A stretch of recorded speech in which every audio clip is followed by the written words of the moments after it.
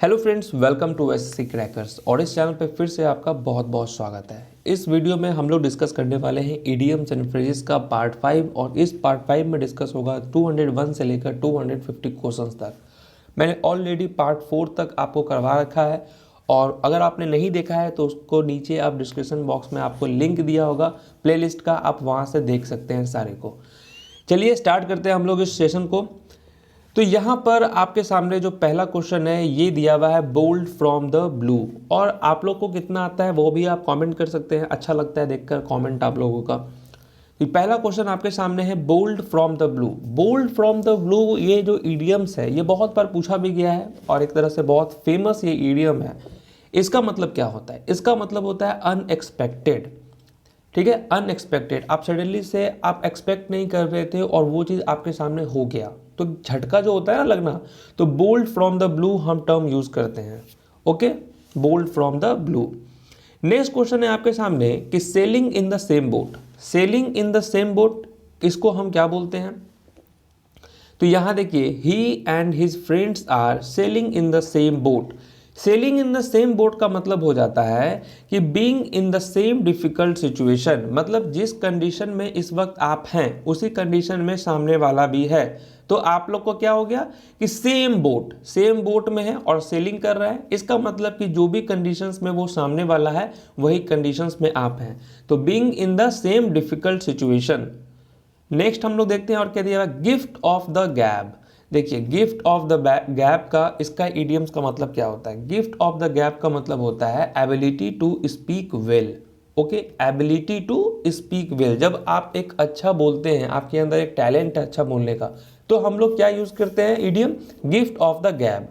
To be successful in today's world we require the gift of the gab. अगर आज हम लोग को सक्सेसफुल होना है इस दुनिया में तो हमें क्या होना चाहिए? हमारे पास रिक्वायर होना चाहिए गिफ्ट ऑफ द गैप, मतलब ability to speak well. Next है आपके सामने to keep the wolves from the door. To keep the wolves from the door. अब देखिए, वुल्फ लोमड़ी को आप चाह रहे हैं कि घर से बाहर रहे। ओके, और लोमड़ी क्यों आपके घर में घुसना चाह रहा है? खाने के लिए घुसना चाह रहा है और उसको आप बाहर ही रख रहे हैं। इसका मतलब क्या हो गया? इसका मतलब ये हो गया कि आप क्या करना चाह रहे हैं इस इडियम के माध्यम से? ये कहना चाह रहे हैं एस्केप स्टारवेशन। ठीक है, आप जो है मतलब आपके पास जो है इतना मनी है कि आप जो है अपना खाना पीना खा सकते हैं। समझ रहे हैं? To have enough money to avoid going hungry, to stop somebody feeling hungry. तो ये सब चीज़ जो है, इस सब को आप दूर ही रख रहे हैं। To keep the wolves from the door का मतलब हो गया एस्केप स्टारवेशन। नेक्स्ट है आपके सामने सॉफ्ट ऑप्शन। सॉफ्ट ऑप्शन का इडियम्स क्या होता है? सॉफ्ट ऑप्शन जैसा कि आपको दिया हुआ है यहाँ पर, इसको देख कर ही आप समझ सकते हैं कि इजी एंड एग्रीएबल ऑप्शंस, मतलब एक तरह से ज़्यादा आपको कुछ कठिनाई नहीं हो रहा है उस चीज़ को समझने में। तो इजी हो गया एंड एग्रीएबल ऑप्शन जो है इस क्वेश्चन का राइट आंसर हो जाएगा, सॉफ्ट ऑप्शन। नेक्स्ट है आपके सामने, देखिए आप लोगों का कहना था कि आंसर को जो है आप थोड़ा सा लास्ट में आप मत डालें, बीच में आप डाल दें। तो यहाँ पर देखिए 5-5 क्वेश्चंस करके मैंने आंसर भी दे दिया है, ताकि आप जब पीडीएफ जो कि आपको शायद अगर आप नए हैं इस चैनल पे तो मैं आपको बता दूं कि पीडीएफ आप टेलीग्राम से डाउनलोड कर सकते हैं। ओके, अभी फिलहाल आप एक तरह से इस वीडियो को देखिए, टेस्ट के रूप में लीजिए, क्योंकि प्रीवियस ईयर का सारा क्वेश्चन है। नेक्स्ट क्वेश्चन आपके सामने स्क्रीन पर ये है, a little gush of gratitude. A little gush of gratitude, इसका इडियम्स क्या होता है? तो इसका मतलब क्या होता है? इसका मतलब होता है friendly feeling. A little gush of gratitude, इसका इडियम होता है फ्रेंडली फीलिंग। नेक्स्ट है आपके सामने to lose ground. To lose ground का मतलब क्या होता है? इसका मतलब होता है आपका कि टू बिकम लेस पॉपुलर, मतलब पहले आप बहुत फेमस थे, अब धीरे धीरे आप जो है लूज कर रहे हैं ग्राउंड, ये मतलब आप बिकम लेस पॉपुलर होते जा रहे हैं। नेक्स्ट आपके सामने है to fall back on. To fall back on का इसका इडियम्स क्या हो गया? इसका मतलब क्या हो गया? To seek support out of necessity. To fall back on का इडियम होता है to seek support out of necessity. Next question हो गया to make one's blood boil. अब देखिए, ये तो सुनने से ऐसा लग रहा है कि ब्लड बॉयल नहीं बोलता है, खून खौलना। समझ रहे हैं बात को? टू मेक समबडी फ्यूरियस, आप उसको इतना कर दिए कि वो अब चिंता में हो गया है। समझ रहे हैं? तो टू मेक समबडी फ्यूरियस इसका इडियम हो गया। नेक्स्ट क्वेश्चन आपके सामने क्या है? To speak one's mind. अब देखिए वंस माइंड की बात हो रही है, यहाँ पर क्या होता है कभी कभी ये भी अपना दिमाग लगा रहा है, वो भी अपना दिमाग लगा रहा है, लेकिन यहाँ पर स्पीक बात हो रही है सिर्फ एक माइंड की, मतलब टू एक्सप्रेस वंस थॉट, मतलब एक ही थॉट जो है वो एक्सप्रेस हो रहा है, 10 जगह का दिमाग नहीं लग रहा है, आपका अपना थॉट है और उस पर आप काम कर रहे हैं। To express one thought. Next है आपका to make a mountain of a molehill. अब इसका इडियम क्या हो गया, ये होता है कि आप छोटी सी बात को बहुत ही ज़्यादा इंपॉर्टेंस दे रहे हैं। To give great importance to little things नहीं हो गया कि मोलिल पे आप माउंटेन बना रहे हैं, समझ रहे हैं। तो to give great importance to little things, छोटी छोटी बातों को ज़्यादा इंपॉर्टेंस ऐसे भी लाइफ में नहीं देना चाहिए। प्रॉब्लम्स फेस करने के लिए और भी बहुत सारा ऐसा प्रॉब्लम्स है जिसको लेकर हमको टेंशन लेना चाहिए। Hand in glove. Hand in glove का मतलब क्या हो गया, हैंड इन ग्लोव का मतलब हो गया, अब देखिए ये ग्लव्स हो गया, ये ग्लव्स कहाँ होता है, हैंड के अंदर होता है, कितना क्लोज रहता है वो, हैंड से चिपका हुआ रहता है, तो इन क्लोज रिलेशनशिप होता है हैंड इन ग्लव्स का। To add fuel to the fire. अब देखिए फ्यूल, एक तो आग पहले से लगा हुआ है, उसमें आप फ्यूल डाल रहे हैं, मतलब पेट्रोल डाल रहे हैं, मतलब क्या आप आपको भड़काना चाह रहे हैं, इसका मतलब आपका इंटेंशन ठीक नहीं है। मतलब टू कॉज एडिशनल एंगर, पहले से ही गुस्सा है और आप एडिशनल और उसको गुस्सा दिला रहे हैं, ठीक है। नेक्स्ट आपका हो गया wear and tear. Wear and tear का मतलब क्या हो जाता है, वियर एंड टीयर का मतलब हो जाता है डैमेज, नुकसान, ठीक है, फर्नीचर का, प्रॉपर्टी का, ये सब का वियर एंड टीयर हो गया। नेक्स्ट होता है gift of the gap. Gift of the gap अभी हम लोगों ने पढ़ा, मतलब टैलेंट फॉर स्पीकिंग जो होता है, इसका राइट आंसर हो जाएगा। नेक्स्ट आपका हो गया a long way. A long way, ठीक है, अ लॉन्ग वे का इडियम क्या होता है, लॉन्ग वे का इडियम होता है हेल्प्ड कंसिडरेबली, ठीक है, हेल्प कंसिडरेबली होता है। नेक्स्ट हो गया आपका कोप विथ। आप जब कॉमन एरर बनाते होंगे तो आप देखते होंगे कोप अप विथ, बहुत बार आपने देखा होगा, तो हम लोग यहाँ पर कहते हैं कि ये गलत है लाइन, अप नहीं होगा, कोप विथ ही होगा। तो कोप विथ का मतलब क्या होता है, कोप विथ का मतलब होता है हैंडल करना, उस सिचुएशन को हैंडल करना होता है, समझ गए। कोप विथ आप संभाल लेंगे, लोगों को ऐसा लगता है। 11th our. 11th आवर का मतलब क्या हो गया, 11th मतलब एट द 11th आवर का मतलब होता है at the very last moment. At the very last moment मतलब अंतिम समय में लिया गया स्टेप, समझ रहे, एट 11th आवर। नेक्स्ट हो गया मैडन स्पीच। मैडन स्पीच का मतलब क्या हो गया, ये आपने ये या मतलब मैडन का मतलब हो गया स्पीच का कि फर्स्ट स्पीच, पहली बार जब आप स्पीच दे रहे, ऐसे नहीं होता है कि यहाँ पर ये लाइन क्या दिया हुआ कि ही स्पोक वेल दो इट वाज हिज मैडन स्पीच, उसका वो पहला स्पीच था, उसके बावजूद भी इसने कितना अच्छा बोला, मतलब फर्स्ट स्पीच। नेक्स्ट हो गया आपका रन डाउन। रन डाउन का मतलब क्या होता है, जब भी कुछ इस टाइप का आपको रहे लिखा हुआ वर्ड, यहाँ पे डाउन की बात हो रही है, तो इसका मतलब क्या होता है क्रिटिसाइज करना, ठीक है, क्रिटिसाइज करना इसका राइट आंसर हो जाएगा रन डाउन। मतलब do not run down your friend in public, आप अपने दोस्त को इस तरीके से पब्लिक प्लेस पे क्रिटिसाइज मत करो, ये अच्छी बात नहीं है। नेक्स्ट हो गया आपका कि make both ends meet. To make both ends meet का इडियम क्या हो जाता है, ये हो जाता है to live within one's income. क्या हो जाता है, to live within one income. Next देखिए क्या दिया हुआ, pore over, PORE, pore over. Pore over का मतलब क्या होता है, गो थ्रू। कुछ कुछ ऐसे इडियम्स है जो कि आपको डायरेक्ट याद करने होंगे। पोर ओवर जो हो गया ये हो गया गो थ्रू, वन जो है इसका राइट आंसर हो जाएगा। नेक्स्ट क्वेश्चन आपके सामने है क्रॉस स्वॉर्ड्स। क्रॉस स्वॉर्ड्स का मतलब क्या हो जाता है, जैसे यहाँ देखिए the two famous writers crossed swords with each other on every issue. Okay, इसका मतलब क्या हो जाता है, डिसएग्रीड नहीं होता है, क्रॉस्ड स्वॉर्ड्स मतलब आप इसके थॉट और इसके थॉट दोनों आपस में नहीं बोल रहे, दोनों एक थॉट जो है एक दूसरे के अपोजिट है, मतलब आप उस चीज़ से डिसएग्रीड हैं। नेक्स्ट हो गया स्टैंड स्टिल। स्टैंड स्टिल का मतलब क्या होता है, कंप्लीट हॉल्ट।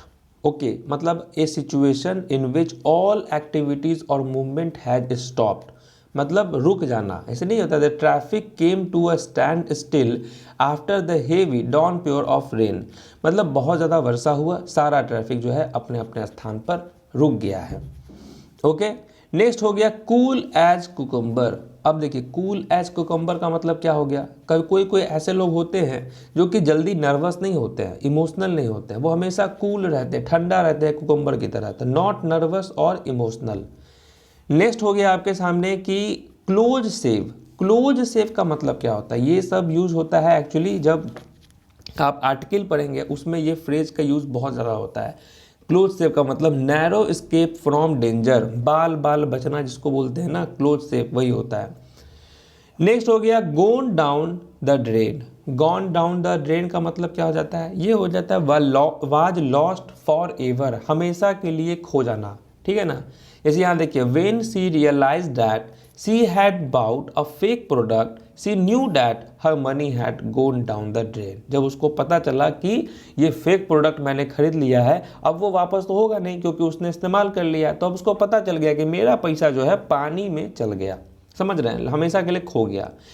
देखिए the gift of the gab वापस से सेम है आपका, एबिलिटी टू स्पीक वेल मतलब ability to speak impressively. English में आप देखते रहे होंगे कि कुछ कुछ ऐसे वर्ड होते हैं जो कि रिपीटेडली यूज होते हैं, तो एकदम आपको एकदम प्रीवियस ईयर तो याद करके ही जाना है आपके एग्जाम में। Face the music. Face the music का मतलब क्या है, ये आपको मैंने लास्ट टाइम बताया था कि एक ऐसा सिचुएशन जहां पर आपको डांट सुनना पड़ जाए, समझ रहे हैं ना, जहाँ पे क्रिटिसाइज आपको करना पड़ जाए, मतलब face the unpleasant consequences. Okay next question आपका हो जाएगा on the brink of. On the brink of का मतलब क्या होता है, मतलब at the point of. Okay at the point of. Next हो गया हाई स्पिरिट। हाई स्पिरिट का मतलब क्या होगा, नाम से ही पता चल रहा होगा, हाई स्पिरिट मतलब चीरफुल, खूब जोश में है। नेक्स्ट आपका हो गया रेड हैंडेड। अब देखिए रेड हैंडेड बहुत बार आपने सुना होगा कि कैच रेड हैंडेड, मतलब at the time of committing crime, नंगे हाथों पकड़ लेना, रंगे हाथों पकड़ लेना, सॉरी नंगे बोल रहे हैं, रंगे हाथों पकड़ लेना, मतलब आपने क्राइम किया उसी वक्त पुलिस ने धावा बोल दिया और आपको धर दबोच लिया। Okay left me in the lurch. देखिए left me in the lurch, आजकल का जो ज़माना है उसमें लोग यही कर रहे हैं कि I was so disappointed when my close friends left me in the lurch, मतलब जब ज़रूरत था उस वक्त आपको साथ नहीं दिया, आपको बीच बाजार में ही छोड़ दिया, मतलब कि abandoned me when I needed help, मुझे ज़रूरत थी हेल्प की बट उसने मुझे छोड़ दिया मेरे हालात पे, समझ गए।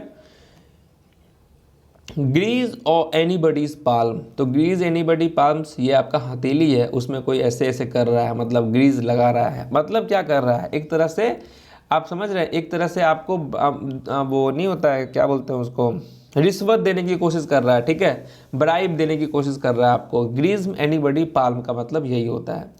A man of letters. A man of letters का मतलब क्या हो जाता है, अ मैन ऑफ लेटर का मतलब हो जाता है कि जैसे कि प्रोफिशिएंट इन लिटरेरी आर्ट, एक पढ़ा लिखा जो आदमी होता है, अ मैन ऑफ लेटर्स, ठीक है।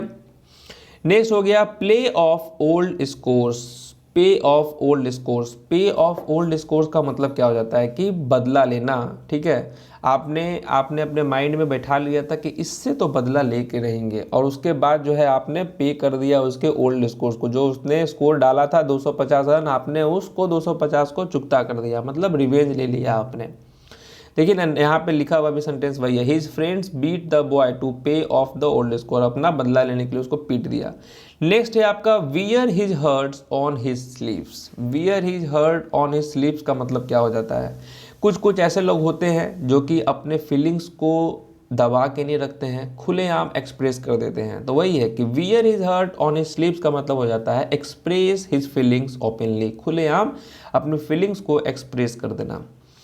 नेक्स्ट होता है अ रेड लेटर डे। अ रेड लेटर डे का मतलब क्या हो जाता है, वापस से हो गया कोई इंपॉर्टेंट डे है इसीलिए तो रेड लेटर डे कहा जा रहा है, समझ रहे हैं, तो इसका मतलब क्या हो जाता है कि a day memorable for some joyful events. Okay next हो गया आपका स्केप गोट। स्केप गोट का मतलब क्या हो जाता है, ये हो जाता है कि देखिए जो पैसे वाले लोग हैं वो अपने जगह पे किसी और बंदे को जो उसके यहाँ काम करता है उसको वहाँ पे सजा दिलवा देता है, ठीक है, स्केप गोट है एक तरह से। गोट का काम क्या हो गया, मतलब आपको जो प्रोवाइड करता है मीट, वो एक तरह से वैसा कुछ, तो यही है कि पनिश्ड फॉर अदर मिसडीड्स, दूसरे की गलती के कारण जो है उसको पनिशमेंट मिल जाता है। ओके, नेक्स्ट हो गया आपका डॉक्टर द अकाउंट। अब डॉक्टर द अकाउंट का मतलब क्या हो गया?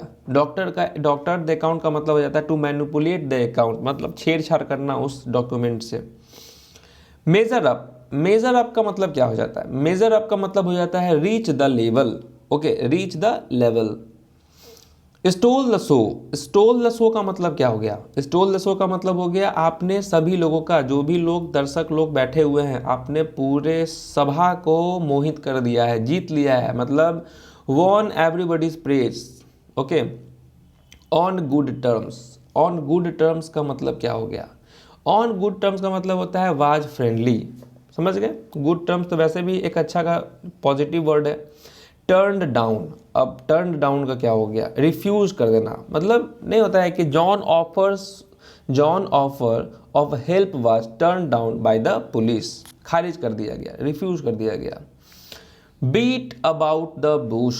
बीट अबाउट द बुश का मतलब क्या हो जाता है? Speak in roundabout manners, मतलब घुमा फिरा कर बात नहीं होता है, सरकम लोकेशन, तो वही हो जाता है बीट अबाउट द बुश, मतलब speak in a round about manner.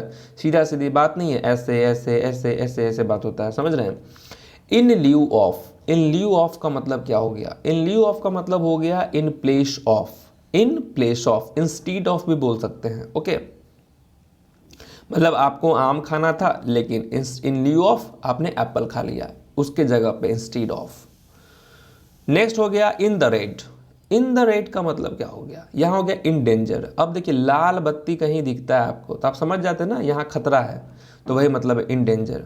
Face the music. Face the music का टू बियर द सरकम criticism. Okay, to bear the, आपको सहना पड़ेगा क्रिटिसाइज, म्यूजिक आप फेस कर रहे हैं। The dark horse. Dark horse का मतलब क्या हो गया? ये एक छुपा हुआ ऐसा मतलब होता है ना कि आपने सोचा नहीं था, अनएक्सपेक्टेड विनर्स जो हो जाता है कि आप सोच रहे थे कि राम जीतेगा लेकिन यहाँ तो रहीम जीत गया, यानी कि अनएक्सपेक्टेड विनर। नेक्स्ट हो गया इनक्लोज सेफ। इनक्लोज सेफ का मतलब वापस से आपको बता रहे हैं, इनक्लोज सेफ का मतलब क्या हो जाता है कि नैरो स्केप, मतलब बाल बाल बचना जो कहते हैं हम लोग। तो इस तरीके से हम लोगों ने पार्ट 5 में 250 क्वेश्चंस कंप्लीट कर लिया है और पूरा का एक नया मतलब सेपरेट प्लेलिस्ट बना हुआ होगा। आप देखेंगे प्लेलिस्ट में वन वर्ड सब्स्टिट्यूशन जो भी 1997 से लेकर 2019 तक का जो है इडियम्स मैं करवा रहा हूँ, इसके पीडीएफ को आप टेलीग्राम पे डाउनलोड कर सकते हैं। ओके, तो मिलते हैं आपसे नेक्स्ट वीडियो में, तब तक के लिए ऑल द बेस्ट।